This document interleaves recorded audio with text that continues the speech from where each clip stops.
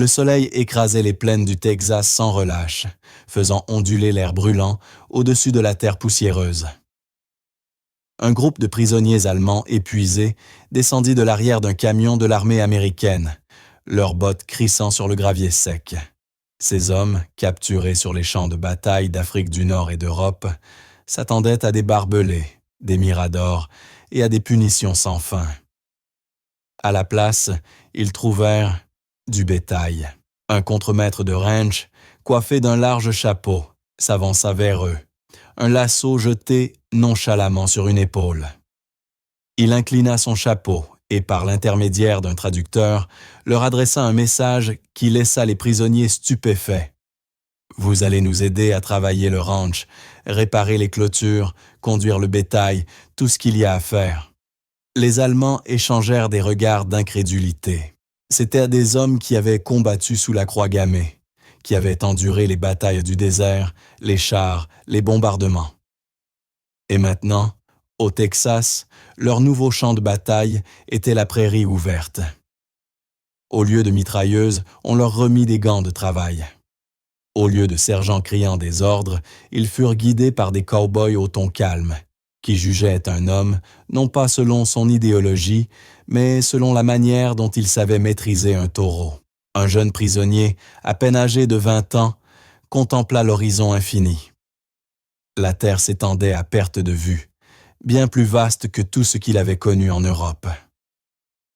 Un autre murmura avec incrédulité, « Ce n'est pas une captivité, c'est une autre vie. » En quelques jours, il montait à l'arrière des camions, suivant les troupeaux sous le soleil brûlant, observant les cow-boys siffler et appeler les bêtes comme si c'était naturel. Ils étaient payés en jetons de cantine, recevèrent des repas copieux et jouissaient même de moments de liberté impensables en temps de guerre. Pour ces soldats allemands, le Texas n'était pas seulement une captivité, mais un choc culturel, une collision entre l'ancien monde et le Far West. Et à mesure qu'ils s'adaptaient à la vie de cow-boy, beaucoup commencèrent à comprendre quelque chose de bouleversant. Les Américains n'étaient pas les ennemis brutaux que la propagande nazie avait décrits. C'étaient des éleveurs, des fermiers, des voisins, des hommes qui avaient leur besoin de bras, pas de haine. Ce qui avait commencé dans la méfiance allait bientôt devenir l'un des épisodes les plus étranges de la Seconde Guerre mondiale. Pour les soldats allemands capturés en Afrique du Nord ou en Italie, le voyage vers l'Amérique fut rempli d'effroi. La propagande nazie avait peint les États-Unis comme une terre de chaos, d'anarchie et de cruauté. Ils s'attendaient à des camps inhumains, à la faim et à l'humiliation. Mais lorsque les navires atteignirent les ports de Houston ou de Galveston et que les prisonniers furent transférés dans des trains à destination de l'intérieur du Texas, ils commencèrent à voir tout autre chose. Par les fenêtres grillagées des wagons défilaient des champs de blé, des ranchs sans fin et des villes presque intactes malgré la guerre. Des enfants jouaient dans les jardins, des commerçants saluaient d'un signe de chapeau. Les prisonniers réalisèrent que l'Amérique ne brûlait pas sous les bombes comme l'Allemagne. Pourtant, la peur demeurait. Beaucoup d'hommes murmuraient entre eux, inquiets. Seraient-ils battus, exécutés? On leur avait parlé de la Convention de Genève, mais pouvait-on croire aux promesses de l'ennemi? Lorsque les trains s'arrêtèrent près des petites villes poussiéreuses du centre et de l'ouest du Texas, les prisonniers s'attendaient à voir des barbelés et des gardes armés. Oui, les camps étaient clôturés et surveillés. Mais ce qui les stupéfia, c'était ce qu'il y avait au-delà du fil de fer. Des étendues de ranch à perte de vue, remplies de bétail qu'il fallait soigner. Le premier jour, beaucoup n'en crurent pas leurs yeux. Les cow-boys qui les accueillirent n'étaient pas des soldats en uniforme. C'étaient des hommes ordinaires, en jeans, en bottes et en chapeau Stetson. Des hommes qui avaient passé toute leur vie sous le vaste ciel texan. Ils portèrent des cordes, pas des fusils, et parlaient d'un ton traînant que les Allemands ne comprenaient pas au début. Un prisonnier, Heinrich Keller se souvint plus tard dans ses mémoires. Nous étions certains d'être traités comme des bêtes. Au lieu de cela, ils nous traitèrent comme des ouvriers agricoles, parlant une autre langue. C'était à la fois humiliant et libérateur. Le malentendu allait dans les deux sens. Beaucoup de Texans, nourris de films et d'affiches de guerre, s'attendaient à voir des fanatiques nazis, prêts à se rebeller à tout moment. Mais ce qu'ils virent descendre des camions, c'étaient des jeunes hommes maigres et fatigués, plus proches des garçons de ferme que des soldats. Ils furent surpris de voir à quel point les Allemands se montraient polis, voire respectueux, face à un travail honnête. Le choc des attentes créa d'abord une atmosphère d'incertitude. Les Allemands ne savaient s'ils devaient obéir ou résister. Les Texans ne savaient s'ils pouvaient faire confiance à ces nouveaux travailleurs. Mais la terre, elle, exigeait des réponses. Les clôtures devaient être réparées, le bétail conduit. Le rythme du ranch allait briser les barrières plus vite que n'importe quel discours. Ainsi commença l'un des chapitres les plus étranges de la guerre. Des prisonniers allemands, autrefois formés à tuer des Américains, faisaient maintenant paître leurs troupeaux sous le soleil texan. En 1943, l'Amérique fut confrontée à un problème logistique que peu auraient pu prévoir au début du conflit. Que faire de l'immense afflux de prisonniers allemands? Des déserts de Tunisie aux champs de Sicile, les armées alliées capturaient des dizaines de milliers de soldats de l'Axe. La Grande-Bretagne, déjà surpeuplée de prisonniers, manquait de ressources. La solution fut évidente. Les envoyer de l'autre côté de l'Atlantique, loin du front, dans un endroit avec de la terre, de la nourriture et de l'espace en abondance. Le Texas, avec ses vastes plaines et son économie agricole, devint l'une des principales destinations. À la fin de la guerre, près de 50 000 prisonniers de guerre allemands étaient détenus à travers tout l'État du Texas, dispersés dans des dizaines de camps. Les plus grands, comme Camp Hearn, Camp Huntsville et Camp Swift, avaient été construits pour accueillir des milliers d'hommes. D'autres, plus petits, installés sur des ranchs et des fermes, abritaient de quelques dizaines à quelques centaines de prisonniers. Ces camps n'étaient pas les cauchemars de barbelés que les Allemands redoutaient. Oui, il y avait des miradors et des clôtures, mais ils avaient été construits conformément aux règles de la Convention de Genève. Les prisonniers devaient recevoir un abri adéquat, de la nourriture, des soins médicaux et même des activités récréatives. En pratique, beaucoup de ces camps offraient de meilleures conditions que celles qu'avaient connues les soldats allemands au front. Les prisonniers étaient souvent stupéfaits de recevoir des repas copieux, avec de la viande, des légumes et du pain, tandis que leurs familles en Allemagne survivaient avec des rutabagas rationnés et du pain de sciure. Mais l'aspect le plus surprenant de leur captivité fut le travail. Les États-Unis faisaient face à une grave pénurie de main-d'œuvre. Des millions d'hommes américains étaient repartis au combat. Les fermes et les ranchs peinaient à maintenir leur production. Le Congrès autorisa l'emploi de prisonniers et l'armée conclut des accords avec les fermiers et les éleveurs locaux. Les prisonniers pouvaient être loués pour des travaux agricoles. Les salaires étaient reversés au gouvernement américain qui leur reversait en échange une petite allocation sous forme de jetons de cantine. Pour les Texans, c'était une situation gagnant-gagnant. Il manquait cruellement de bras pour récolter le coton, couper la canne à sucre et, dans les régions d'élevage, aider aux tâches du ranch. Pour les prisonniers allemands, c'était un renversement déroutant du destin. Un jour, ils combattirent sous Rommel en Afrique du Nord. Le lendemain, ils roulaient à bord d'un camion à plateau vers l'ouest du Texas pour réparer des clôtures. Voir des soldats allemands travailler la terre devint bientôt une scène ordinaire dans le Texas rural. Les habitants les observaient réparer des fossés d'irrigation, transporter des ballots de foin ou conduire du bétail sous la surveillance de quelques gardes armés. Ce qui étonna beaucoup de Texans, c'était la rapidité avec laquelle les prisonniers s'adaptaient. Certains d'entre eux avaient grandi dans des fermes allemandes. Habitués aux bêtes et au dur labeur, ils se montrèrent efficaces et dépassèrent souvent les attentes. Les cow-boys s'amusaient de voir ces jeunes Allemands, autrefois formés au maniement du fusil, transpirer sous le soleil texan, apprenant à lancer un lasso ou à mener des taureaux récalcitrants à travers les pâturages. La méfiance initiale finit par s'estomper. Chacun découvrait qu'il partageait quelque chose d'essentiel, un lien avec la terre et le respect du travail bien fait. Cependant, des chocs culturels subsistaient.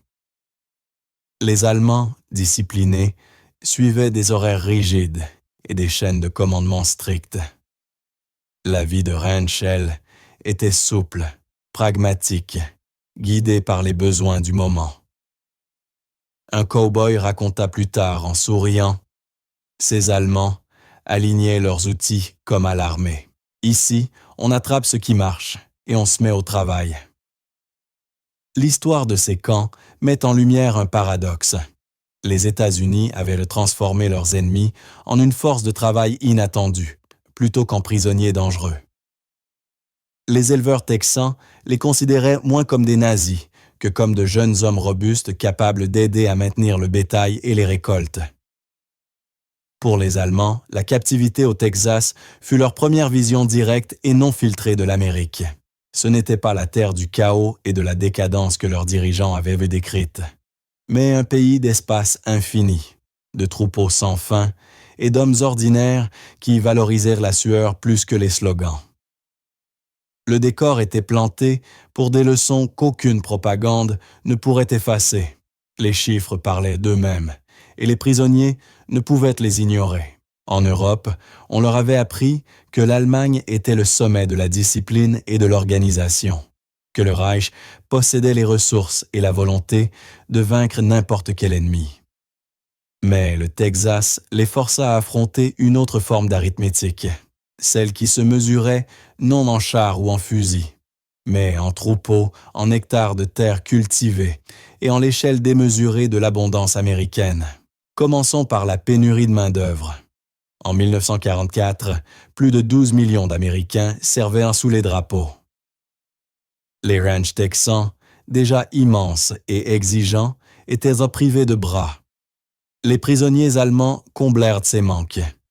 Près de 50 000 d'entre eux, rien qu'au Texas, cumulèrent des millions d'heures de travail agricole. À l'échelle des États-Unis, le labeur des prisonniers équivalait à celui de plus de 36 000 travailleurs à temps plein. Une armée invisible maintenant, l'approvisionnement en nourriture et en matières premières, pendant que la véritable armée combattait à l'étranger. Puis vint la question de la nourriture. En 1944, un soldat allemand au front recevait des rations d'à peine 1500 calories par jour, insuffisantes pour un effort physique soutenu. Au Texas, les prisonniers furent stupéfaits de se voir nourris à hauteur de 3200 calories quotidiennes, presque autant que les soldats américains. Les repas comprenaient souvent du bœuf, du porc, du pain, des pommes de terre et des légumes frais. Pour des hommes habitués au pain noir et à la soupe claire, cette abondance tenait du rêve. Le bétail, lui aussi, racontait sa propre histoire. Durant la guerre, les ranchs texans comptaient environ 10 millions de têtes de bétail. L'ampleur de cette industrie dépassait tout ce que les Allemands connaissaient. L'un d'eux écrivit plus tard « En Bavière, une grande ferme possède 20 vaches. Ici, un seul éleveur compte son troupeau par milliers. » Ce constat portait un message douloureux. L'Amérique possédait tant de nourriture que même ses prisonniers mangeaient à leur faim, tandis que les civils allemands mouraient de faim. L'argent apporta une autre surprise. Les prisonniers gagnaient 80 cents par jour, non versés directement, mais crédités à l'armée américaine, qui leur remettait en échange des jetons de cantine. Avec ces jetons, les prisonniers pouvaient acheter des cigarettes, des bonbons, des sodas et de petits luxes. C'était plus de pouvoir d'achat que n'en avaient beaucoup de civils allemands en 1944, où l'inflation et les pénuries avaient vidé les étals des magasins. Et peut-être le chiffre le plus accablant de tous, la production. Beaucoup de prisonniers arrivèrent au Texas entre 1943 et 1944, précisément au moment où les usines américaines atteignaient leur apogée. En 1944 seulement, les États-Unis produisirent 96 000 avions, 29 000 chars et plus de 8 millions de tonnes de navires. Les officiers allemands, autorisés à lire les journaux américains, comprirent avec effroi ce que signifiaient ces chiffres. L'Allemagne, la même année, n'avait produit que 40 000 avions, avec un carburant raréfié et un entraînement des pilotes en déclin. Même les ranchs texans témoignaient d'une puissance productive que les Allemands pouvaient à peine concevoir. Les récoltes de coton, les expéditions de blé, les troupeaux de bœufs conduits à travers des centaines de kilomètres. Tout cela formait une gigantesque organisation, portée par des tracteurs, des camions et des machines que l'Allemagne ne pouvait égaler. Pour des hommes issus d'un pays où les travaux agricoles reposaient encore sur les chevaux et les outils à main, l'agriculture texane apparaissait comme une industrie à part entière. Ces chiffres touchaient profondément les prisonniers. Chaque statistique révélait une vérité douloureuse. Le Reich leur avait promis la suprématie, mais ici, en captivité, ils voyaient de leurs propres yeux que l'Amérique pouvait produire davantage, nourrir davantage et résister plus longtemps dans tous les domaines. Pour les prisonniers de guerre allemands travaillant sous le soleil texan, le calcul de la défaite n'était plus abstrait. Ils se voyaient dans les troupeaux, s'étendant jusqu'à l'horizon, dans les assiettes débordantes des cantines, dans le tintement des jetons dans leurs poches. C'était l'arithmétique implacable de l'abondance contre la rareté. Les chiffres ne mentent pas, et au Texas, ils leur disaient que l'Allemagne ne pouvait pas gagner. La première fois qu'un groupe de prisonniers allemands posa le pied sur un ranch texan en activité, ils crurent à une ruse. Ils s'attendaient à des exercices militaires, des marches de forcés ou à des travaux éreintants. Au lieu de cela, on leur remit des pelles, des poteaux et des sacs de nourriture pour le bétail. Le contremaître leur fit une démonstration, parlant avec un accent traînant que la plupart ne comprenaient pas, puis désigna les outils et une clôture brisée. Le message était clair: au travail. Au début, les Allemands hésitèrent. Ils avaient combattu pour la Wehrmacht, porté l'aigle sur leur uniforme, et les voilà réduits à effectuer les tâches de simples ouvriers agricoles. Quelques-uns refusèrent de toucher les outils, jugeant ce travail dégradant. Mais la faim et l'ennui sont de puissants moteurs.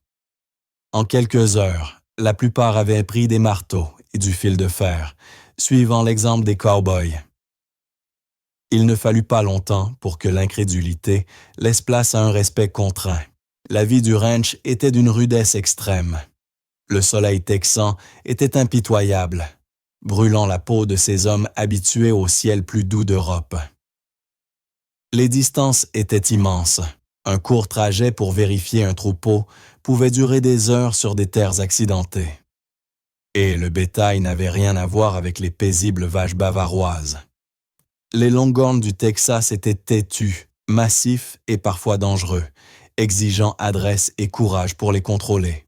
Un jeune prisonnier nommé Derer écrivit plus tard dans son journal d'après-guerre: « J'ai combattu en Tunisie, j'ai traversé la Sicile, j'ai survécu au bombardement. Pourtant, c'est ici, au Texas, en poursuivant des bœufs capables d'écraser un homme, que j'ai compris que je n'étais plus un soldat, mais autre chose, un ouvrier de la terre. » Pour les cow-boys, les premiers jours furent tout aussi déroutants. Beaucoup avaient perdu des frères ou des fils dans la guerre. Ils s'attendaient à ce que les soldats allemands soient arrogants, voire violents.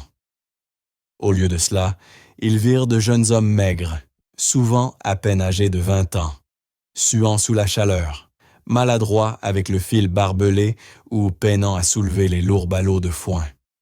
Ce n'étaient pas des nazis fanatiques. L'un d'eux raconta plus tard: « C'était juste des gamins pris dans une guerre.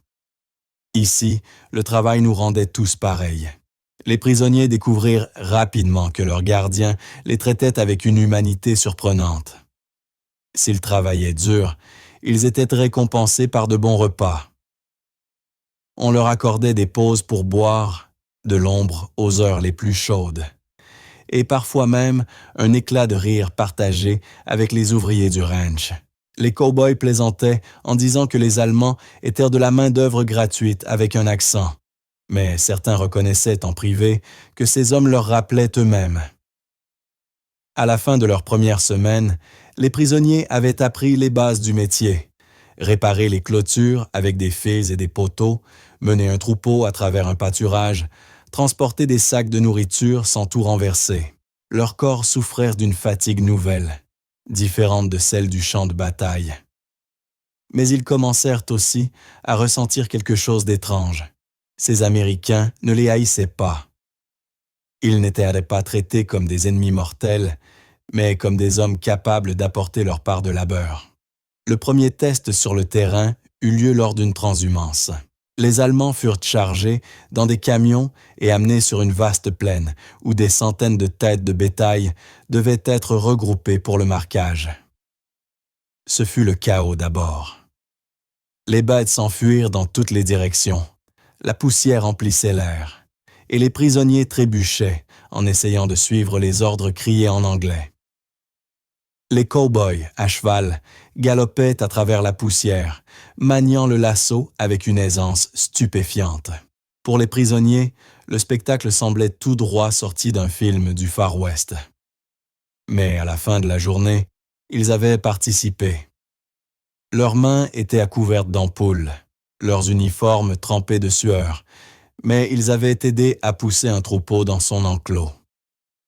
Ce soir-là, au camp, pendant le dîner, ils en parlèrent à voix basse. Ce n'était pas la captivité qu'ils avaient imaginée. C'était du travail, oui, mais un travail qui portait une étrange dignité. Les Allemands avaient été envoyés au Texas comme prisonniers, mais leurs premiers jours sur le ranch leur révélèrent quelque chose qu'ils n'avaient pas prévu. On était en train de faire d'eux des cow-boys. Ils comprirent vite que le travail du ranch ne se limitait pas à réparer des clôtures ou à rassembler du bétail. C'était un système, une machine vivante, où chaque petite tâche contribuait à quelque chose de bien plus grand.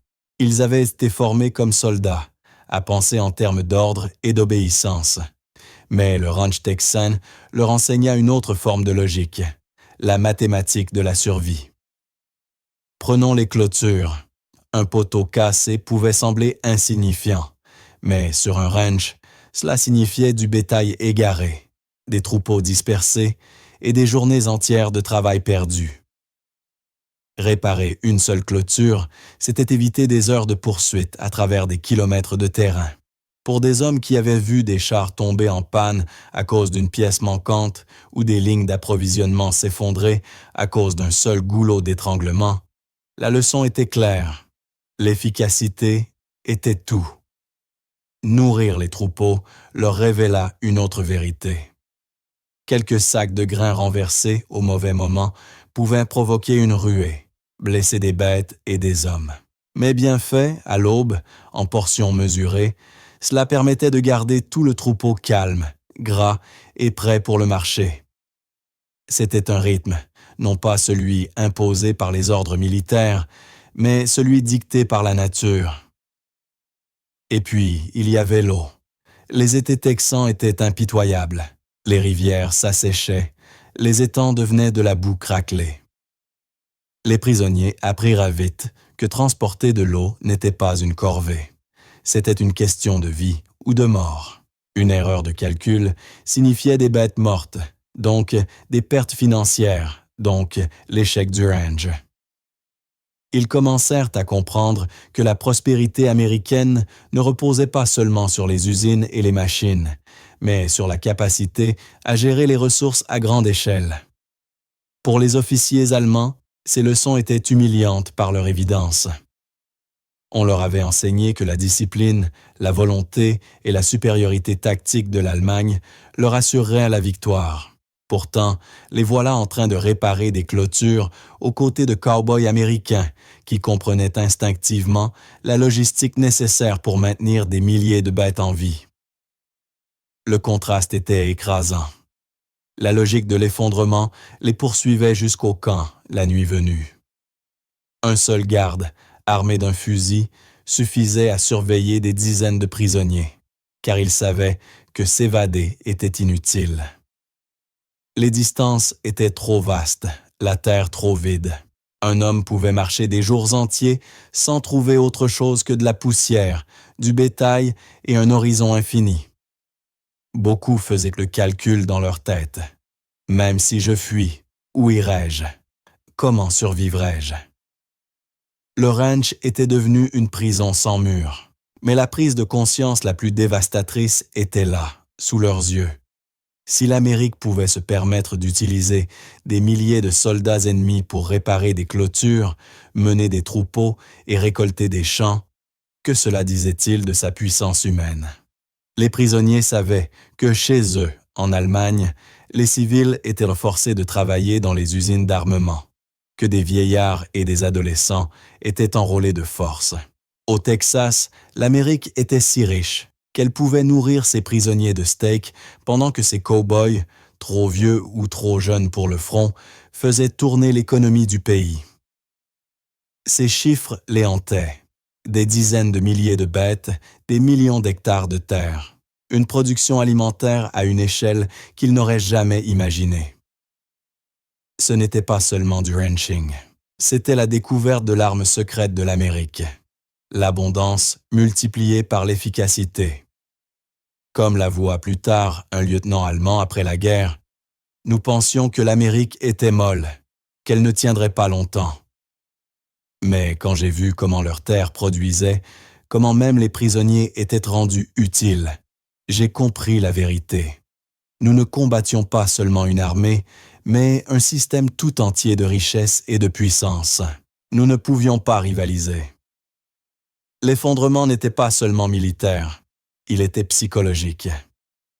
Les ranchs texans avaient appris aux prisonniers allemands que la force de l'Amérique ne reposait pas sur des slogans ou une idéologie, mais sur les chiffres, la simple équation de la production, de la survie et de l'échelle. Si le travail acharné et l'efficacité avaient brisé leurs illusions de supériorité, c'est la culture cow-boy elle-même qui transforma leur perception de l'Amérique. Au début, les prisonniers voyaient les cow-boys comme des hommes rustiques et peu instruits, de simples ouvriers nés dans un pays riche. Mais plus ils travaillaient côte à côte, plus le portrait se compliquait. Ces hommes n'étaient pas de simples gardiens de troupeaux. Ils étaient à la fois mécaniciens, logisticiens, vétérinaires et chefs. Ils pouvaient monter à cheval à l'aube, souder un outil à midi et négocier le prix du bétail au crépuscule. Pour des hommes habitués à une hiérarchie militaire rigide, le cow-boy était un paradoxe. Indépendant, mais discipliné, rude, mais d'une compétence profonde. La barrière de la langue tomba rapidement. Les cow-boys enseignaient aux prisonniers des mots anglais pour désigner les outils, les animaux et les corvées tarières à poteaux, fer à marquer, pommes de sel. Les Allemands, en retour, partageaient leurs chansons, leurs histoires et leurs astuces apprises dans les fermes d'Europe. Bientôt, les camps résonnèrent d'un étrange mélange d'argot texan et de mots allemands, une langue hybride née de la nécessité et de la camaraderie. Ce qui frappa le plus les prisonniers fut l'attitude américaine face au travail. En Allemagne, le travail était perçu comme une obligation, imposée par l'autorité. Au Texas, il était porteur de fierté. Les cow-boys ne se vantaient pas de médailles ni de grades, mais du nombre de têtes de bétail qu'ils avaient déplacées dans la journée, de la rapidité avec laquelle ils réparaient une clôture ou de la précision de leur marquage du bétail. Les Allemands commencèrent à comprendre que la force de l'Amérique venait de cette culture, cette conviction que le travail honnête et productif n'était pas une humiliation, mais un honneur. Et puis, il y eut la nourriture. Les repas du ranch devinrent légendaires parmi les prisonniers. D'énormes petits déjeuners composés de bacon, d'œufs et de biscuits. Des déjeuners de chili, de pain de maïs et de café si forts plaisantèrent les cow-boys qu'un fer à cheval pouvait y flotter. Des dîners de steak, de haricots et de tartes grandes comme des roues de chariot. Pour des hommes habitués aux maigres rations de guerre, cette abondance relevait du miracle.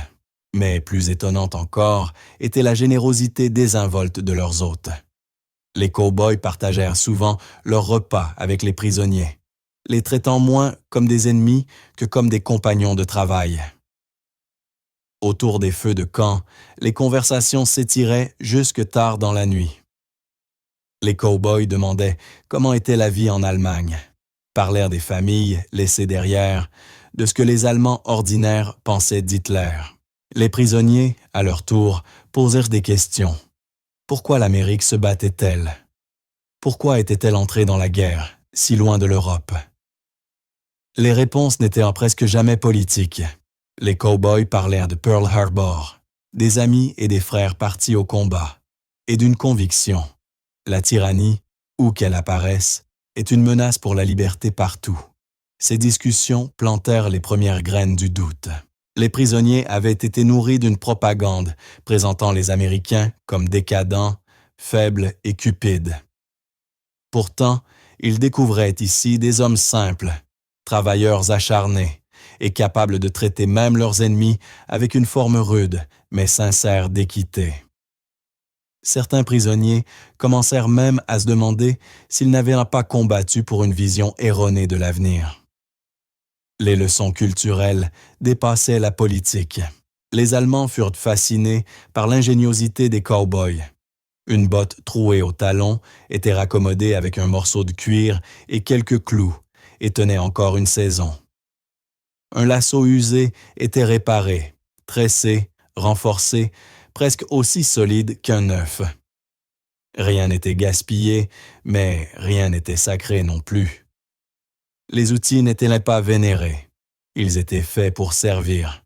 Pour ces prisonniers, venus d'une société obsédée par l'ordre et la rigidité, cette approche pragmatique était à la fois rafraîchissante et humiliante.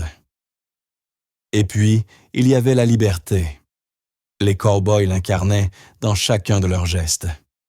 Ils ne répondaient à aucun cri d'officier, à aucun salut quotidien. Leur autorité venait de la compétence, non du grade. Un homme qui savait attraper le taureau le plus sauvage ou chevaucher à travers la pire tempête gagnait le respect sans uniforme. Les prisonniers virent cela et reconnurent un type de pouvoir qu'ils n'avaient jamais connu. Non pas imposé, mais mérité. Non pas commandé, mais accordé. À la fin de 1944, beaucoup de prisonniers allemands admettaient en silence que les éleveurs texans leur avaient appris davantage sur l'Amérique que n'importe quel tour de garde ou barbelé. Ces cow-boys n'étaient pas les caricatures qu'ils imaginaient.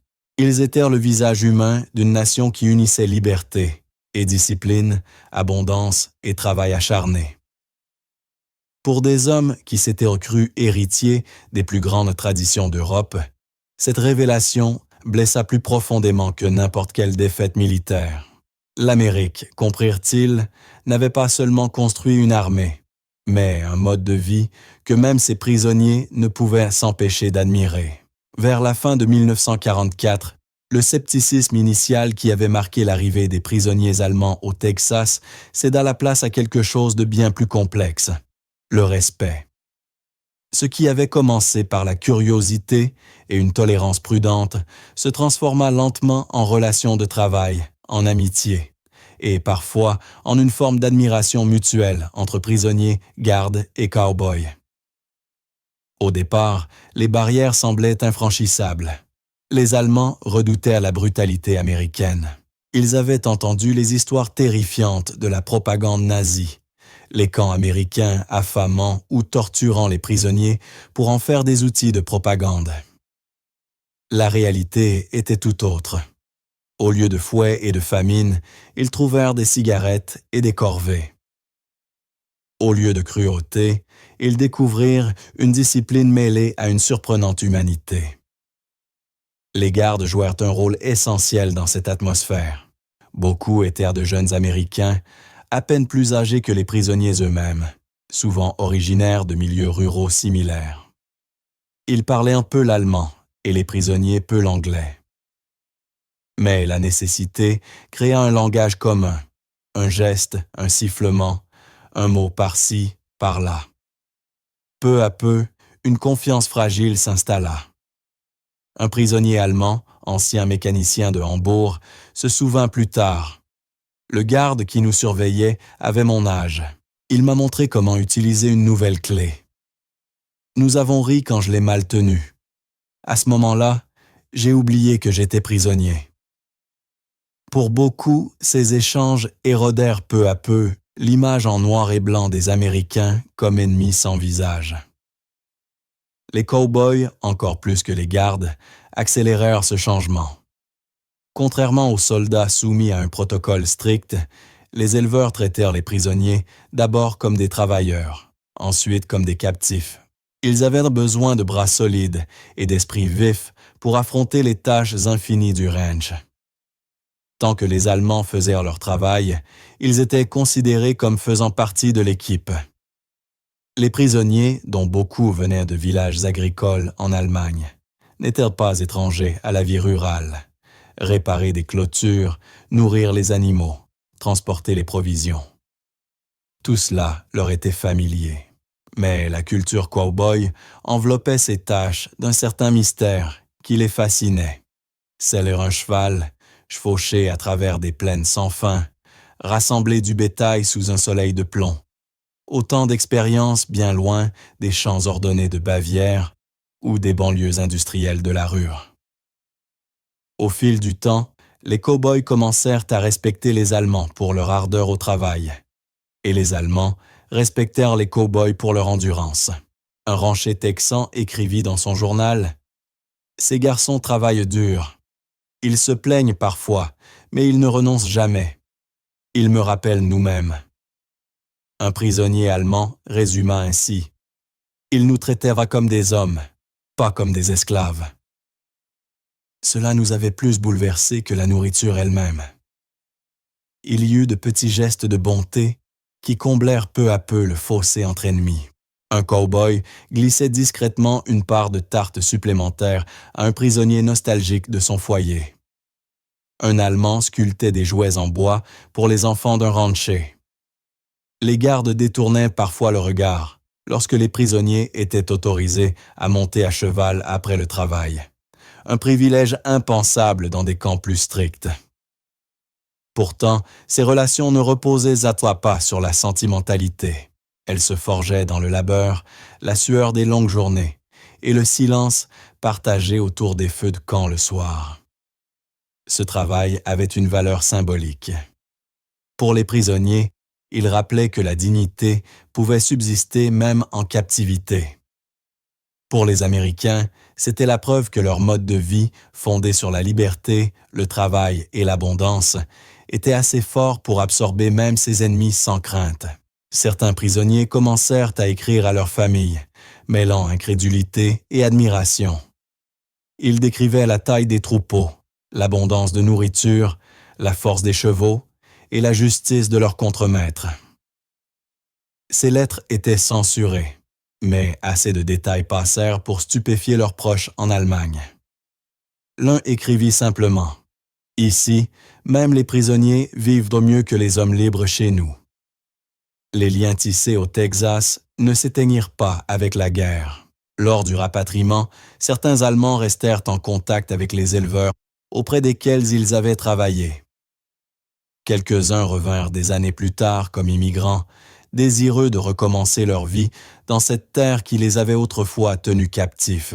Au final, ce qui naquit dans les champs et les ranchs texans ne fut pas seulement une histoire de prisonniers et de gardiens, mais celle d'hommes se rencontrant au-delà des frontières culturelles, dépouillés de propagande, apprenant par la sueur, le travail et de petites attentions que même des ennemis pouvaient partager le respect. Lorsque la guerre prit fin en 1945, les prisonniers allemands à travers l'Amérique commencèrent le long processus du retour. Pour ceux qui avaient passé leur captivité au Texas, les souvenirs rapportés n'étaient pas ceux de barbelés ou de miradors, mais de ciels immenses, de troupeaux sans fin et de cow-boys leur ayant révélé un autre visage de l'Amérique. Mais le plus grand choc fut le retour en Allemagne. La patrie qu'ils avaient quittée des années plus tôt n'existait plus. Des villes comme Hambourg, Cologne et Dresde gisaient en ruine sous les bombardements alliés. Les voies ferrées étaient brisées, les ponts détruits, les usines réduites en cendres. La nourriture manquait, les logements encore plus. Les familles étaient dispersées, certaines déplacées, d'autres accablées par des pertes trop lourdes pour être dites. Pour des hommes qui avaient passé des années à manger du steak et des biscuits sur les ranchs texans, le contraste fut déchirant. Ils avaient vécu prisonniers, dans une abondance que leur famille libre n'avait jamais connue sous le Reich. Un ancien prisonnier écrivit dans ses mémoires « J'ai quitté l'Amérique en captif et je suis rentré en Allemagne en mendiant. Mes frères étaient plus maigres et plus faibles que je ne les avais jamais vus. Et moi, le prisonnier, j'étais plus fort qu'à mon départ. » Ce paradoxe marqua à jamais l'héritage de la captivité texane. Ces hommes devinrent les témoins d'une vérité indéniable. La richesse de l'Amérique n'était pas un mythe. Elle était réelle, née de la combinaison d'une puissance industrielle, d'une agriculture prospère et d'une culture valorisant la productivité avant l'idéologie. Certains rentrèrent avec amertume, rongés par la culpabilité d'avoir mangé à leur faim pendant que leur famille mourait de faim. D'autres, au contraire, rentrèrent inspirés. Ils avaient vu comment les Américains résolvèrent les problèmes avec efficacité plutôt qu'avec des excuses, comment le travail était organisé, comment les gens ordinaires, cow-boys, mécaniciens, gardes, vivaient dans un confort relatif tout en traitant même leurs ennemis avec une égalité rude mais sincère. Pour beaucoup, ces leçons influencèrent leur rôle dans la reconstruction de l'Allemagne d'après-guerre. Des milliers d'anciens prisonniers devinrent fermiers, ingénieurs ou petits entrepreneurs dans la Nouvelle-Allemagne de l'Ouest. Ils emportèrent avec eux des pratiques observées de près, la rotation des cultures utilisées dans les fermes texanes, les techniques d'élevage du bétail, ou encore des idées d'organisation comme la standardisation du matériel et les horaires de travail efficaces. Les leçons culturelles furent tout aussi profondes. Les anciens prisonniers parlaient souvent du respect qu'ils avaient acquis pour l'égalité informelle de l'Amérique. Ils avaient vu des cow-boys les traiter en hommes, non en captifs, des gardes faire respecter la discipline, mais aussi partager une cigarette et un rire. Ces expériences avaient brisé des années de propagande nazie dépeignant les Américains comme des faibles dégénérés ou des exploiteurs cruels. Des liens personnels perdurèrent. Des lettres traversèrent l'Atlantique pendant des années après la guerre. Les prisonniers écrivaient aux familles de ranchers qui les avaient nourris, côtoyés ou traités avec humanité. Certains furent même invités à revenir, et une poignée émigrèrent définitivement, devenant citoyens américains et s'installant sur la même terre où ils avaient autrefois été prisonniers. Pour l'Allemagne entière, leurs récits devinrent un témoignage. L'avenir ne se trouvait pas dans le retour à l'ancien militarisme, mais dans l'adoption d'un mode de vie nouveau.